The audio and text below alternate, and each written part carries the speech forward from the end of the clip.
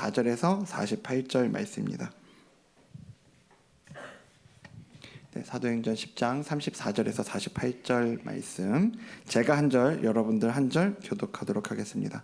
베드로가 입을 열어 말하되 내가 참으로 하나님은 사람의 외모를 보지 아니하시고 각 나라 중 하나님을 경외하며 의를 행하는 사람은 다 받으시는 줄 깨달았도다. 만유의 주 되신 예수 그리스도로 말미암아 화평의 복음을 전하사 이스라엘 자손들에게 보내신 말씀, 곧 요한이 그 세례를 반포한 후에 갈릴리에서 시작하여 온 유대에 두루 전파된 그것을 너희도 알거니와 하나님이 나사렛 예수에게 성령과 능력을 기름 붓듯 하셨음에 그가 두루 다니시며 선한 일을 행하시고 마귀에게 눌린 모든 사람을 고치셨으니 이는 하나님이 함께 하셨음이라. 우리는 유대인의 땅과 예루살렘에서 그가 행하신 모든 일의 증인이라. 그들이 나무에 달아 죽였으나 하나님이 사흘 만에 다시 살리사 나타내시되 모든 백성에게 하신 것이 아니요 오직 미리 택하신 증인 곧 죽은 자 가운데서 부활하신 후 그를 모시고 음식을 먹은 우리에게 하신 것이라. 우리에게 명하사 백성에게 전도하되 하나님이 살아있는 자와 죽은 자의 재판장으로 정하신 자가 곧 이 사람인 것을 증언하게 하셨고 그에 대하여 모든 선지자도 증언하되 그를 믿는 사람들이 다 그의 이름을 힘입어 죄 사함을 받는다 하였느니라. 베드로가 이 말을 할 때 성령이 말씀 듣는 모든 사람에게 내려오시니 베드로와 함께 온 할례 받은 신자들이 이방인들에게도 성령 부어 주심으로 말미암아 놀라니 이는 방언을 말하며 하나님 높임을 들음이러라. 이에 베드로가 이르되 이 사람들이 우리와 같이 성령을 받았으니 누가 능히 물로 세례 베풀음을 금하리요 하고 함께 읽겠습니다. 명하여 예수 그리스도의 이름으로 세례를 베풀라 하니라. 그들이 베드로에게 며칠 더 머물기를 청하니라. 아멘. 연말이 되면서 아이가 이제 학교에서 시험을 봤는데요. 시험 준비하면서 참 애를 많이 쓰더라고요. 근데 지난번에 이제 저희 아이가 이 문제집을 풀다가 와서 좀 재밌는 얘기를 봤다면서 얘기를 하더라고요. 왜 시험 준비하면서 문제집을 풀면 문제집 풀고 끝이 아니잖아요. 풀고 나면 뭐 해야 됩니까? 예, 채점을 해야 되죠. 해답을 보고 채점을 해야 되는데요. 그런데 이런 사람이 있다는 거예요. 해답지를 보면서 채점을 하다가 해답과 자신의 답이 틀리면 어디에 틀렸다고 해야 됩니까? 예, 자기가 푼 문제 틀렸다고 해야 되는데 해답지에다 틀렸다고 하는 사람이 있다는 겁니다. 예, 네가 틀렸다는 거죠. 예, 뭐 우리가 지금도 그렇지만 혹시 그런 사람이 있더라도요. 학교 생활하면서는 뭐 그럴 수도 있고요. 이런 이야기는 우리가 웃으면서 할 수 있는 이야기인데 우리가 신앙생활을 하면서 이런 일들이 발생을 했을 때는 참 곤란하겠죠. 지난 시간에 이제 베드로와 고넬료가 드디어 이제 만났잖아요. 그때 고넬료가 베드로를 청한 이유는 단 하나였습니다. 베드로를 통해서 하나님께서 주시는 그 말씀을 듣기를 원했던 거죠. 여러분 사실 사회적인 지위로 이야기하면요. 여기 고넬료와 베드로는 비교가 안 되는 사람들이죠. 베드로는요. 아무리 잘 해줘도 어부 출신의 종교 지도자예요. 그런데 반면에 고넬료는 그 당시 지중해에서 뭐 세계 자체라고 이야기했던 그 지중해에서 최고의 군대였던 로마 군대의 백부장이라고요. 뭐 가진 지위도 할 수 있는 권위도 뭐 비교가 안 됩니다. 근데 그런 위치에 있는 고넬료가 베드로에게 뭐라고 하는가? 지난주에 봤던 33절 말씀인데요. 여기 우리 빨간색만 같이 읽어볼까요? 시작. 이제 우리는 주께서 당신에게 명하신 모든 것을 듣고자 하여 다 하나님 앞에 있나이다. 아멘. 무슨 말입니까? 당신 잘 왔습니다. 이제 하나님께서 당신을 통해 주시는 우리에게 주시는 말씀을 우리가 듣겠습니다. 분명히 이제부터 베드로가 하는 말이잖아요. 베드로가 하는 말인데 그냥 베드로의 말이 아닌 하나님의 말씀으로 듣겠다는 거예요. 그래서 마지막에 뭐라고요? 우리가 다 누구 앞에 있대요? 하나님 앞에 있다. 이렇게 얘기를 하잖아요. 지난주에도 말씀드린 것처럼 고넬료가 이 말씀을 듣고자 하는 그의 겸손함을 볼 수 있는 대목이 바로 이 부분이죠. 저는 오늘 이 자리에 있는 여러분들에게 동일하게 말씀을 좀 드립니다. 이 시간에 저는 하나님의 말씀을 전할 거예요. 그런데 동일한 이 말씀을 들어도요. 그 말씀을 들을 때 이 말씀이 나를 향한 하나님의 말씀으로 대하고 듣는 거 하고 어디 오늘은 박 목사가 무슨 이야기를 하나 보자 뭐 이런 마음으로 듣는 건 완전히 다른 결과를 가지고 올 수밖에 없는 거죠. 제가 이 예배와 그리고 이 예배 시간에 전해지는 말씀을 위해서 항상 기도하는 기도 제목이 있습니다. 전하는 입장에서는 올바른 하나님의 말씀, 그리고 우리 교회와 성도들에게 꼭 들려져야 하는 그 말씀이, 그 하나님의 말씀이 잘 들리는 언어로 전달될 수 있도록 기도합니다. 그리고 동시에요, 성령님께서 그 가운데 역사하셔서 성령님의 역사로 우리 성도들의 심령에 그 하나님의 말씀이 잘 전달될 수 있도록, 그 말씀을 잘 새겨주시도록 그렇게 구하거든요. 그래서 여러분, 저는 이 시간이 여러분들의 귀에 박 목사가 준비한 설교 원고가 박 목사의 목소리로 들려지는 그런 시간이 아니라 여러분들의 영혼에 심기 원하시는 하나님의 말씀이 뿌려지고 새겨지는 시간이 되기를 주님 이름으로 축복합니다. 그럼 오늘 본문을 통해서 그렇게 하나님께서 우리에게 주시기 원하는 말씀을 우리가 같이 좀 살펴보기 원하는데요. 첫 번째는 화평의 복음을 살아내라는 겁니다. 뭐를 살아내요? 화평의 복음이요. 오늘 이제 그렇게 하나님의 말씀을 들을 준비가 되어 있는 고넬료에게 그리고 그 일행들에게 베드로가 설교를 시작하는데요. 사도행전에 보면 베드로의 설교가 2번 나옵니다. 첫 번째가 오순절 성령 강림 사건 때, 그때 한번 나오고요. 그리고 두 번째가 오늘 본문에 나오는 설교죠. 첫 번째 설교에서는 예루살렘에 있는 유대인들에게 유대인들을 대상으로 설교를 했다면, 오늘은 이방인들에게 했다는 이런 대상의 차이가 있는데요. 두 개의 설교가. 근데 또 동시에 공통점이 있는데 두 설교 모두 복음의 주체가 되시는 예수님을 이야기했다는 거죠. 예수님을 전했다라는 것에서 동일합니다. 어쩌면 고넬료와 그 일행들 입장에서 예수님은요, 잘 해봐야 뛰어난 종교 지도자였을 거예요. 베드로는 그런 그들에게 이 예수님에 대해서 완전히 새로운 시각을 전해줍니다. 뛰어난 종교 지도자 정도로 생각했던 그들에게 예수님은 그냥 그런 종교 지도자 정도가 아니라 하나님께서 성령과 능력을 기름 붓듯이 하셔서 하나님의 아들로서의 그 신적인 삶을 살아냈다라는 걸 이야기하고요. 유대인들은 그런 그를 죽였지만 인간이라면 그렇게 죽고 끝났을 건데 하나님께서 그를 다시 살리셨다는 것, 그리고 그 예수님이, 하나님께서 다시 살리신 그 예수님이 하나님이 인간을 심판하기 위해 세우신 재판장이시면서 동시에 인간에게 죄사함을 주시는 구원자시다라는 걸 지금 그의 설교를 통해서 전하고 있는 거죠. 여러분은 이런 예수님을 믿고 계십니까? 이런 예수님 믿기 원하십니까? 여러분, 우리는 이 예수님을 믿는 겁니다. 그리고 베드로는요, 오늘 그가 전하는 이 복음에 대해서 이렇게 말합니다. 36절에 보면 그가 전하는 복음을 이렇게 표현을 해요. 중간에 빨간색 뭐라고요? 화평의 복음. 그냥 복음이라고 하지 않아요. 화평의 복음이다라고 얘기를 합니다. 여기서 베드로가 앞에 이 화평의라는 수식어를 붙인 건 굉장히 중요한 의미를 가지고 있어요. 여러분, 복음이라고 하는 건 기쁜 소식이잖아요. 영어로 굿뉴스라고 하죠. 기쁜 소식, 좋은 소식인 건데, 그럼 오늘 여러분들에게, 이 자리에 계신 여러분들에게 좀 묻기 원합니다. 여러분들은 어떤 소식을 들으면 기쁘게 여겨지시겠습니까? 오늘 여러분들은 어떤 이야기들을 들을 때 그게 여러분들에게 진짜 너무 그 소식을 들어서 행복하다라고 생각이 되시겠어요?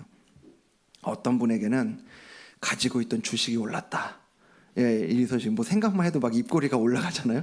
이런 소식이 기쁜 소식일 수 있고요. 또 오랫동안 병으로 고생하신 분들이나 그렇게 병으로 고생하시는 가까운 분들이 있는 분들에게는 그 병이 나았다라는 얘기가 기쁜 소식이겠죠. 그리고 입시를 치르고 있는 우리 아이들에게는요, 무엇보다 원하는 대학에 합격했다라는 그 합격 통지가 최고의 복음 아니겠습니까? 이런 것들을 생각해 보면요, 이렇게 우리 각자가 듣고 싶은 복음이, 내가 들었을 때 진짜 이 기쁨이 생기는 이 소식이 다 다르더라고요. 그래서요, 어쩌면 그래서 우리에게는 우리가 듣고 싶은 복음이 따로 있기 때문에 정말 성경이 우리에게 전하고 사도들이 우리에게 전해준 이 복음이 복음으로 들리지 않을 수 있겠다. 방금 전에 이 베드로가 그들에게 전했던 이 예수님에 대한 이야기, 이런 분이 예수님이고 우리가 그분을 믿어야 된다라고 하는 이게, 그분을 믿는 자에게 구원이 임한다라고 하는 이게 오늘 우리에게 기쁨이 아닐 수도 있겠다라는 생각을 하게 됩니다. 여러분, 혼동하시면 안 됩니다. 사도들이 우리에게 전한 복음, 우리가 듣고 믿어야 되는 복음은요, 돈의 복음이 아니에요. 병고침의 복음도 아니고요, 합격의 복음도 아닙니다. 오늘 베드로가 말한 것처럼 오늘 우리가 듣고 믿어야 하는 복음은 화평의 복음입니다. 여러분, 이 화평의 복음이라는 것에서 우리가 알 수 있는 게 뭐냐면, 이 복음은 뭐에 대한 문제냐? 돈 문제가 아니고요, 병고침의 문제가 아니라 관계의 문제를 다루고 있다는 걸 우리에게 말씀하고 있는 거죠. 오늘 이 화평의 복음이라는 걸 잘 우리에게 알려주는 말씀이 고린도후서 5장에 있는데요, 우리가 올해를 시작하면서 처음 암송했던 말씀 아닙니까? 고린도후서 5장 17절, 그런즉 누구든지 그리스도 안에 있으면 새로운 피조물이라, 이전 것은 지나갔으니 보라 새 것이 되었도다. 우리가 여기까지만 암송했잖아요. 그래서 어쨌든 우리가 새 것이 됐대, 새 거래, 좋아, 우리가 이러고 이제 지나갔는데, 여러분, 이 다음에 여기서 이 새로움이라고 하는 게 뭐에 대한 새로움인가, 이거를 18절에서 얘기해 주는 겁니다. 모든 것이 하나님께로서 났으며 그가 그리스도로 말미암아 우리를 자기와 뭐하게 하시고? 화목하게 하시고, 그리고 또 우리에게 뭐를 주셨대요?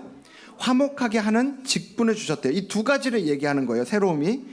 먼저는 죄로 인해 하나님과 원수인 우리가 그리스도 안에서 새롭게 되어서, 이제 더 이상 원수가 아니라 새롭게 되어서 하나님과 화목할 수 있게 됐다. 나는 이 얘기가 고린도후서 5장 17절에 얘기를 하는 겁니다. 여러분, 이것이 기독교 신앙의 시작입니다. 바로 이게 기독교 신앙의 출발점이라는 거예요. 예수님 믿고 우리가 전도를 받을 때요, 그리고 교회를 다니기 시작하면서 나한테 있던 병이 나을 수 있죠. 누군가를 위해서 우리가 기도할 때 그 병고침 받을 수 있다고요. 그리고 어떤 복잡한 문제, 진짜 내 힘으로 해결되지 않는 그 문제가 있었는데 그 문제가 해결될 수도 있어요. 그것 때문에 교회 다니기 시작할 수 있어요. 그런데요, 그 무엇보다도 우리가 이제 그렇게 이 기독교 신앙을 시작하면서 우리가 믿어야 되는 건 뭐냐, 우리가 진짜 붙잡고 믿어야 되는 게 뭐냐, 바로 하나님과의 관계에 대한 것이라는 걸 놓치면 안 된다는 거예요. 여러분, 앞에 이 모든 건요, 예수님 믿고 기도하면서 처음에 전도받고 막 병고침을 받고 문제가 해결되고, 이건 징검다리 같은 겁니다. 이건 도구 같은 거예요. 하나님이 그런 은혜를 주시죠. 주실 수 있습니다. 그리고 주시길 간절히 원합니다. 그런데 거기에서 끝나면 안 된다고요. 우리가 이제 교회를 다니고 신앙생활을 시작하면서 우리의 믿음이 거기에 머물러 있으면 안 된다는 얘기예요. 감히 우리가 하나님 앞에 설 자격이 없던 우리가요, 그리고 우리가 어떤 노력을 하고 아무리 잘 살아보려고 애써도 절대로 그 자격을 얻을 수 없었는데, 오직 하나, 우리를 위해 죽으시고 부활하신 예수님 때문에요. 이 예수님 때문에, 그거 하나 때문에 우리가 하나님 앞에 나아갈 자격, 하나님께 사랑받을 자격, 하나님께 인정받을 자격을 얻고 하나님과 화목한 관계가 될 수 있다는 거예요. 여러분, 이게 바로 화평의 복음이고요. 여러분, 세상 없어도 바로 이 진리를 여러분들이 붙잡으셔야 되고 믿으셔야 된다는 겁니다. 여러분, 이 진리를 붙잡기 원하십니까? 이 진리가 저는 여러분들 마음 가운데 정말 새겨지고 믿어지는 은혜가 있길 간구합니다. 여러분, 오늘 베드로 보시라고요. 이제 정말 베드로가 이제부터 무슨 말을 해도 다 하나님의 말씀으로 듣고 정말 그 말씀을 새기려고 두 눈에 초롱초롱 뜨고 이렇게 보고 있는 그 고넬료와 일행들에게 이때 뭘 전하겠어요? 이때 정말 그가 중요하다고 생각하는 거 전해야 되는 거 아닙니까? 그게 예수님이었다고요. 그가 가지고 있는 것 중에 핵심 중에 핵심이 바로 이거였다라는 걸 우리가 기억할 필요가 있는 거죠. 근데 여러분, 거기서 끝이 아니에요. 거기서 끝이 아니고요, 이 화평의 복음을 통해서 그 믿음의 자리로 하나님 나아가서 하나님과 화목하게 된 이들에게 하나님이 맡기신 역할이 있다는 거예요. 그게 아까 두 번째 봤던 화목하게 하는 직분이죠. 화목하게 하는 직분. 우리가 이거 보통 전도라고 얘기합니다. 전도라고 얘기하는데, 근데 그러면 우리가 일반적으로 생각하는 전도라면 화목을 전하는 자, 화목을 전하는 직분이라고만 해도 될 거잖아요. 근데 그렇게 얘기하지 않는 거예요. 화목하게 하는 직분이라고 이야기를 합니다. 여러분, 그럼 하나님과 화목하지 않은 우리 주변의 사람들을 어떻게 하나님과 화목하게 할 수 있겠습니까? 우리가 먼저 받은 이 좋은 소식을요, 먼저 받고 누리고 있는 이 화평의 복음을 그대로 다른 이들에게 알려주는 것, 이거 필요하죠. 너무나 알려주는 것 너무나 필요한 겁니다. 가장 기본적인 거죠. 우리가 보통 이걸 전도라고 이야기하고요. 그리고 그 화평의 복음을 살아내는 것, 화평의 복음을 가진 자로서의 삶을 살아내는 것, 이게 너무나 또 필요한 겁니다. 어떤 사람이 그 교통사고를 크게 당해서 병원에 실려갔다고 그래요. 몸은 마비가 되고 이제 정신은 막 몽롱한 상태에서 눈 하나 깜빡이지 못하고 죽은 시체처럼 이렇게 그 사람이 누워 있었어요. 그런 상태에서도 왜 우리가 마지막까지 귀는 열려 있다고 하잖아요. 이 사람도 귀가 열려 있었던 거죠. 그래서 막 의사가 분주하게 왔다 갔다 하는 소리, 막 식구들이 수선을 피우는 모든 소리를 다 듣고 있는 겁니다. 그러고 있는데 갑자기 이제 의사가 와서 검진을 하더니 이렇게 얘기하는 겁니다. 운명하셨습니다. 분명히 다 듣고 있는데, 자기 살아있는데 의사가 오진이었겠죠. 운명하셨습니다. 그런 거예요. 근데 자기는 어쨌든 분명히 살아있잖아요. 그러니까 어떻게든 자기가 살아있다는 걸 이렇게 알려주려고 안간힘을 써서 움직이려고 하는데 안 움직여지는 겁니다. 근데 이대로 가만히 있으면 의사는 자기가 죽었다고 했고 이제 진짜로 죽게 생겼구나, 이제 이 생각이 드니까 어떻게든 움직이려고 막 이렇게 하다가 그 손가락 하나가 간신히 움직여지더래요. 그리고 그 손가락 하나 움직여지는 그 방향에 아내가 마침 있더라는 거예요. 그래서 손가락을 막 이렇게 움직여서 아내를 어떻게 건드린 겁니다. 근데 아내가 이렇게 보다가 손을 탁 치면서 죽었다잖아, 이렇게 얘기를 한 거죠. 아니, 유일하게 알아줘야 되는 아내가 이렇게 안 알아주고, 그러니까 결국 하얀 보가 얼굴에 덮이고 철침대에 실려서 이제 안치실로 가요. 안치실 입구에 이제 도착했을 때 이 사람이 이대로 죽을 수 없잖아요. 간신히 또 손가락 움직여갖고 어떻게든 손가락으로 아내를 한 번 더 건드려요. 그랬더니 아내가 이렇게 얘기하더래요. 의사 말 들어. 그러면서 이런 일 안 당하려면 평소에 잘했어야지, 얘기하더랍니다. 아니, 웃자고 나온 이야기일 건데요, 분명히 주는 메시지가 있죠. 평소에 잘해야 된다는 얘기입니다. 오늘 우리가 이 시대 사람들에게 복음을 전해야죠. 결정적인 순간에 손가락을 움직여서 그 복음을 그에게 전하는, 이런 일들이 있어야 될 겁니다. 근데 그때까지 우리가 살아내는 이 일상의 삶, 평소에 우리가 하는 것들이 너무나 중요하다라는 걸 좀 우리가 던지는 메시지 아닐까요? 우리가 지난번에 이제 새생명 축제도 했고요. 그리고 우리가 초청 다락방도 했습니다. 다락방에서 초청 다락방도 했는데요. 근데 여러분 생각해 보자고요. 평소에는 이웃을 보면 인사도 안 하고 가끔 뭔가 이렇게 이야기를 한라손 치면 막 목소리 커지고 내가 옳다 네가 옳다 막 이런 관계에 평소에 있었다면, 근데 그런 관계에 있다가 가을만 되면 갑자기 막 웃는 낯으로 바뀌고 괜히 친절한 척하고 막 교회에서 뭐 갖고 왔다고 선물 갖다 주면서 교회 한번 가보자고 하면, 여러분 이게 얼마나 가증스러운 일입니까? 너나 잘 가라, 너나 잘 다녀라, 뭐 이런 얘기 하지 않겠습니까? 평소에 잘하는 게 필요하다고요. 그런 면에서 이번에 초청 다락방을 하고 진행한 이야기들을 이렇게 듣는데 너무 감사한 이야기들을 많이 듣게 되더라고요. 한 다락방 이야기 들어보니까요, 초청되어 오신 분에게 어떻게 오게 됐냐, 그 초청을 받고 어떻게 오게 됐냐 이렇게 물어보니까 그분이 그러시더래요. 본인은 초청한 분하고 2년 정도를 같이 이렇게 이웃집 사람으로 2년 정도를 알게 됐는데, 분명히 교회 다니는 걸 아는데 교회 열심히 다니는 거 봤는데 본인한테 전도를 안 하더래요. 이상하다, 뭐 이런 생각을 했겠죠. 그런데 그분이 보는데, 이분하고 좋은 관계를 맺고 그러면서 이분이 교회 다니는 걸 보는데 그 모습이 그렇게 좋아 보이고 즐거워 보이더랍니다. 행복해 보였다는 얘기죠.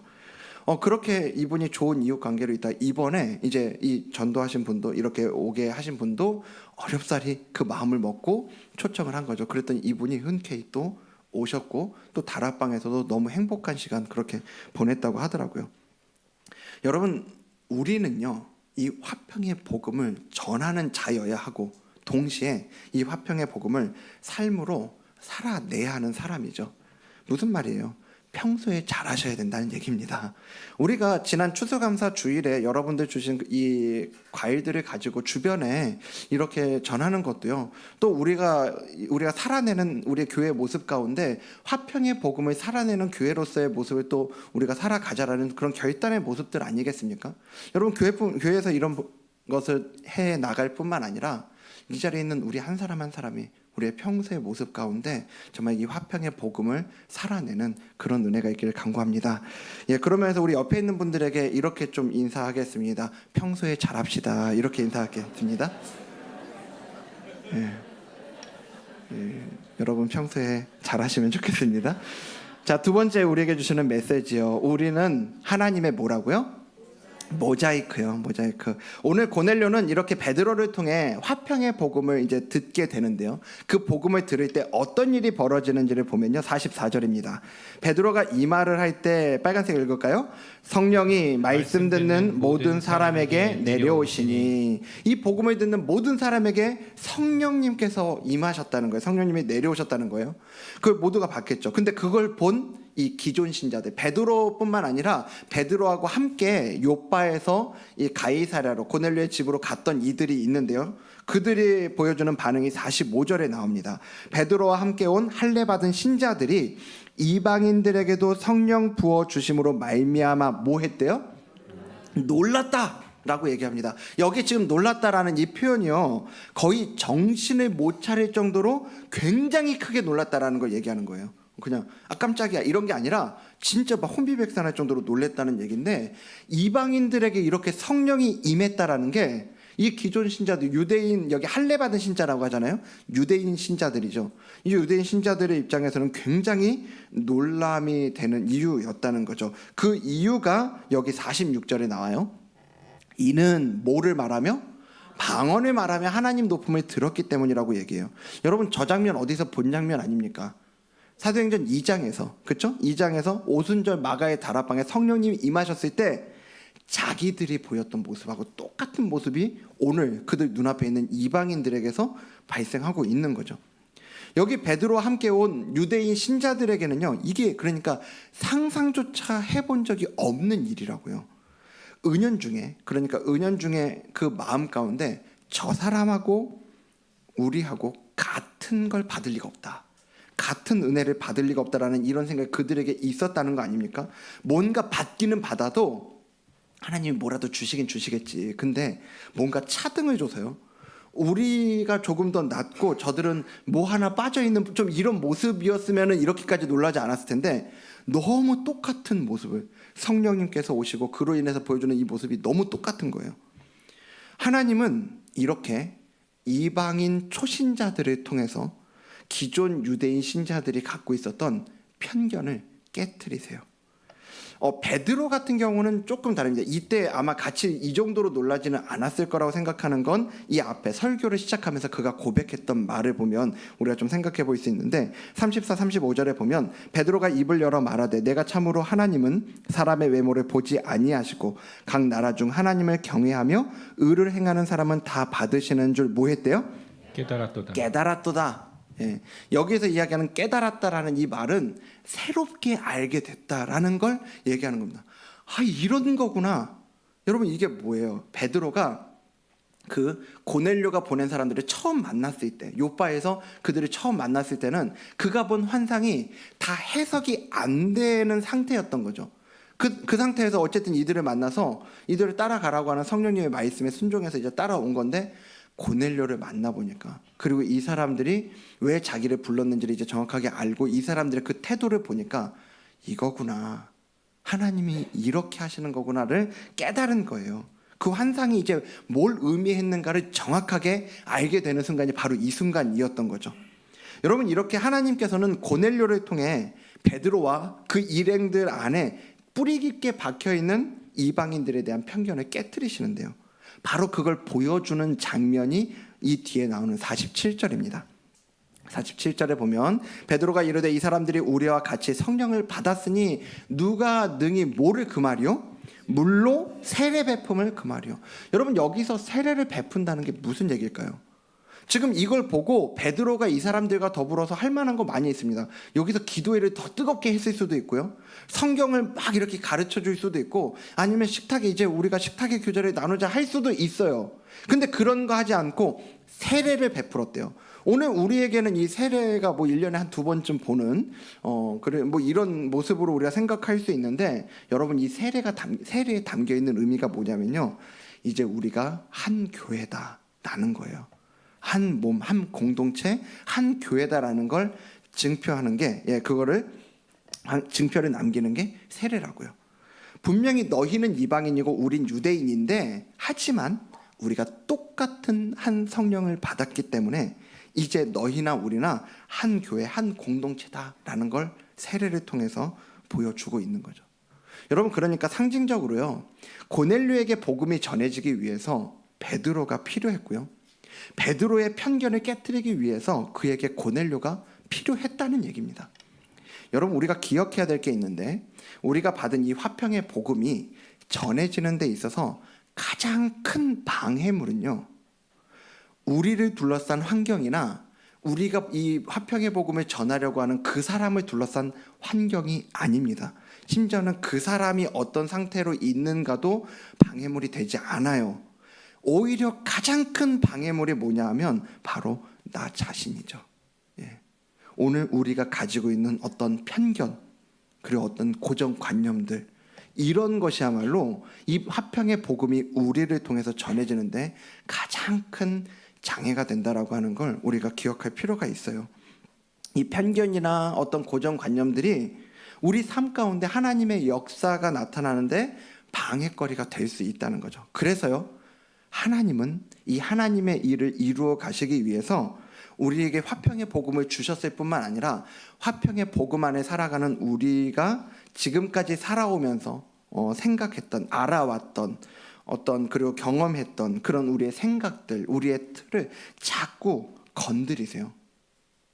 혹시 여러분들이 신앙생활을 하고 있다 하지만 그렇게 하나님이 내 편견과 고정관념을 건드리는 그런 불편함, 그걸 전혀 느끼지 못하는 분들이 계시다면 오늘 하나님께서 여러분을 두시고자 하는 그 자리에 여러분이 있지 않을 수 있습니다. 하나님이 우리를 두시는 자리는요, 항상 마냥 행복하고 마냥 평안하고 마냥 좋은 자리는 아니거든요. 그것도 하나님이 우리 삶 가운데 당연히 원하시지만 그것보다 더욱더 원하시는 건 하나님은 우리를 빚어가기를 원하시는 거예요. 예수님의 형상으로. 하나님께서 그렇게 나를 만지실 때는요, 불편하고 찔리는 부분들이 있는 게 정상이거든요. 하나님이 그걸 통해서 나를 키워가시고 빚어가시는 거예요. 우리는 이제 다른 사람들하고 관계를 맺어가기 시작할 때 이 문제가 보이기 시작하잖아요. 그것들을 통해서 근데 하나님이 내 안에 깎이고 깨져야 하는 부분들을 이렇게 보여주시더라고요. 여러분, 이런 게 대표적으로 일어나는 공간이 어디냐, 그런 자리가 어디냐, 바로 다락방이죠. 다락방. 그래서 이 다락방이야말로 사실은 하나님께서 내 눈에 보이는 저 사람들을 통해서 역으로 진짜 내 안에 있는 것들을 보게 하시는 자리가 이 다락방 공동체입니다. 여러분, 그래서 그 자리는 그냥 성경 공부하는 자리가 아니라, 그래서 그 자리에서 어떤 이 사람으로 인한 부대낌이 있잖아요. 그러면 여러분, 그때는 그 사람 때문에 막 힘들어, 왜 저 사람 여기 있지, 이럴 게 아니라 할렐루야를 외치셔야 돼요. 다락방 안에서 누구 때문에 힘들어진다, 마음이 어렵고 부대낀다 이러면 하나님이 드디어 일을 하기 시작하신 겁니다. 우리 가운데 그 하나님의 일을 행하시기 시작한 거예요. 보여주실 거 보여주시기 시작하는 거라고요. 그래서 그 시간은 우리가 뭐 당혹스럽기도 하고 부대낄 수도 있는 시간인데, 그걸 가지고 우리 하나님 앞에 기도하며 나아가잖아요. 그 하나님은 반드시 그걸 통해서 하나님의 일을 행하기 시작하시더라고요. 여러분, 오늘 이걸 보세요. 고넬료에게 복음이 전해지기 위해 베드로가 필요했고요, 베드로의 편견이 깨트려지기 위해서 고넬료가 필요했어요. 일방적이지 않아요. 이 관계는요, 이건요, 누구를 위해서 누구만 필요한 게 아니에요. 그래서 우리 공동체 안에도 정말 다양한 이들이 있습니다. 더 신앙의 연륜이 더 많은 분도 계시고요. 이제 막 신앙생활한 시작한 초심자도 있는데, 우리가 기억할 건 뭐냐 하면 어느 한쪽을 위해서 일방적으로 희생하거나 일방적으로 있는 그런 자리는 교회 공동체 안에 존재하지 않습니다. 우리가 기억할 건 모두가 모두에게, 서로가 서로에게 필요하다라는 거죠. 여러분, 그 모자이크를 보면요, 한 부분만 보면 정말 너무 색깔도 다르고 모양도 다른, 이게 도대체 왜 이 옆에 붙어 있는 건지를 알 수 없죠. 그런데 그렇게 다양한 색과 모양들이 모여서 결국 하나의 큰 그림을 이루는 거잖아요. 여러분, 우리가 바로 그런 겁니다. 그래서 우리 한 사람 한 사람만 놓고 보면, 바로 옆에 있는 사람만 보고 나만 보면 이게 뭐야 이럴 수 있는데, 그런데요, 그런 우리가 모이면 하나님께서 우리를 통해 그리고자 하시는 큰 그림이 이제 보이기 시작하는 거죠. 여러분, 그래서 우리가 바로 그런 하나님의 모자이크라고 하는 걸 우리가 기억하면서요, 우리가 서로를 통해 하나님의 이 큰 그림을 이루어 가실 것을 믿음의 눈으로 바라보는 은혜가 있기를 주님 이름으로 축복합니다. 그러면서 우리 옆에 있는 분들과 이렇게 인사하겠습니다. 우리는 하나님의 모자이크입니다. 여러분, 우리가 옆에 사람 볼 때 뭐 막 그렇게 이해되지 않아도요, 좀 크게 보자고요. 크게 보고, 이 사람 맨날 왜 이런가. 하나님은 아십니다. 하나님은 알고 부르신 거예요. 우리 각자를 통해서 하나님의 그 그림을 이루어 가기를 원하신다는 걸 우리가 믿음의 눈으로 보면 좋겠습니다. 말씀 마무리하면서요, 우리가 좀 이 말씀을 준비하고 말씀을 생각하는데, 한 찬양이 좀 생각이 나더라고요. 우리가 얼마 전에 함께 불렀던 찬양인데요, 크고 놀라운 사랑이라는 찬양입니다. 거기 보면 오늘 우리가 함께 나눈 이 화평의 복음을 가지고 나눈 것처럼요, 오늘 우리를 구원해 주시기 위해 예수님께서 무엇을 하셨는가를 우리에게 잘 말씀하고 있습니다. 하늘 보좌를 버리시고요, 왕이셨지만 그분의 영광을 버리시고 이 땅에 오시는 그 낮아지심을 보여주셨습니다. 왕이신 그분이 우리 때문에 종의 모습을 갖추셨고요, 십자가에 죽기까지 하시면서 우리에게 그 구원을 베풀어 주셨어요. 그래서 그 사랑에 대해서 후렴에서 이렇게 고백합니다. 그 사랑은 측량할 수가 없다, 잴 수가 없다, 바다보다도 더 깊고 하늘보다도 더 넓다라고 고백하는데, 사실 제가 이 찬양 처음 들었을 때 마지막 이 구절이 제 마음에 계속 남아서 한 주 내내 그 부분만 제가 좀 곱씹게 되더라고요. 표현할 수 없는 그 사랑, 하나님 아버지 사랑. 근데 그 사랑이 나를 살게 하는 은혜래요. 하나님 아버지의 그 사랑이 우리를 살게 하는 은혜입니다. 이 말씀이 정말 죽어가는 우리가, 죽을 수밖에 없었던 죄인인 우리가 살게 하는 은혜이기도 하지만요, 여러분, 오늘 저와 여러분이 이 화평의 복음을 가지고 살아낼 수 있는 힘도, 그 능력도, 그 권능도 바로 하나님 아버지의 사랑에 있다는 걸 우리가 기억하면 좋겠습니다. 오늘 그래서 말씀을 기억하면서 함께 찬양으로 우리가 좀 고백하며 나아가는 시간 갖도록 하겠습니다.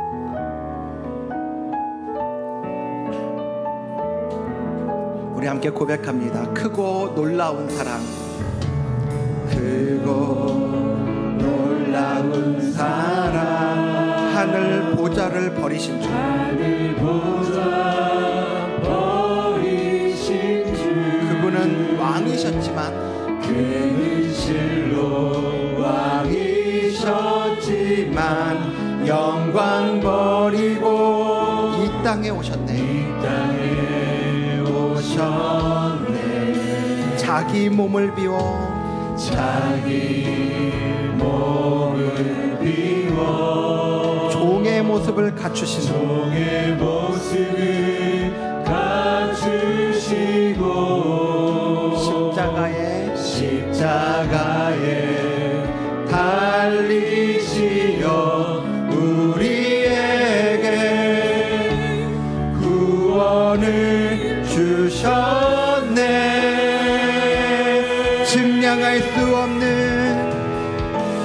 측량할 수 없는 그 사랑, 바다보다 더 깊고 더 넓은 그 사랑 어떤 말로도 표현할 수 없는 그 사랑 하나님 아버지 사랑 나를 살게 하는 은혜 살게 하는 은혜 우리 다시 한번 처음부터 고백합니다. 크고 놀라운 사랑 크고 놀라운 사랑 하늘 보좌 버리신 주 그는 실로 왕이셨지만 영광 버리고 이 땅에 오셨네 자기 몸을 비우신 주님 자기 몸을 비워 종의 모습을 갖추시고 종의 모습을 갖추시고 우리를 향한 사랑 때문에 십자가에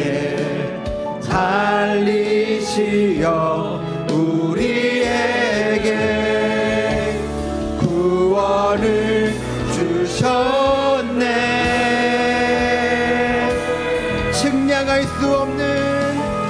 증량할 수 없는 그 사랑 하늘보다 더 깊고 하늘보다 더 넓은 그 사랑 어떤 말로도 표현할 수 없는 그 사랑 하나님 아버지 사랑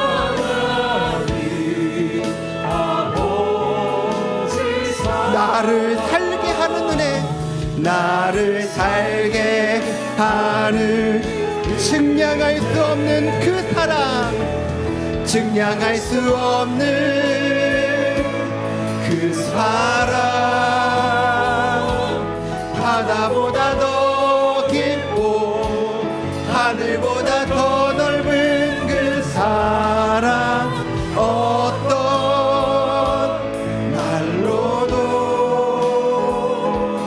표현할 수 없는 그 사랑 하나님 아버지 사랑 나를 살게 하는 우리 마지막으로 두 손 들고 찬양합니다. 증량할 수 없는 그 사랑 바다보다 더 깊고 하늘보다 더 넓은 그 사랑 어떤 말로도 표현할 수 없는 그 사랑 하나님 아버지 사랑 나를 살게 하는 은혜 하나님 아버지 사랑 하나님 아버지 사랑 나를 살게 하는 은혜 아멘. 우리 시간 같이 기도하며 나아가기 원합니다. 이제 우리 하나님 앞에 기도하며 나아갈 때요 하나님 나 같은 자에게 하나님 오늘 이런 나에게 그 화평의 복음을 허락하시고 화평의 복음을 가진 자로 살아가게 하시니 감사합니다. 하나님 내가 더 그 사랑을 알기 원합니다. 그 화평의 복음을 더 깨닫기 원합니다. 하나님 먼저 우리가 한 주간 살아내는 우리의 삶 가운데 그 화평의 복음을 더욱더 알아가는 삶, 더욱더 느끼는 삶, 더욱더 경험하는 삶을 살아내게 하시고 하나님 또 무엇보다도 그 복음을 가진 자로서 우리의 가족들에게 우리의 이웃들에게 그 화평의 복음을 전하는 자로 보여주는 자로 그 화평의 복음을 살아내는 우리 모두가 되게 해달라고 그 은혜를 구하며 우리 함께 기도하며 나아가도록 하겠습니다.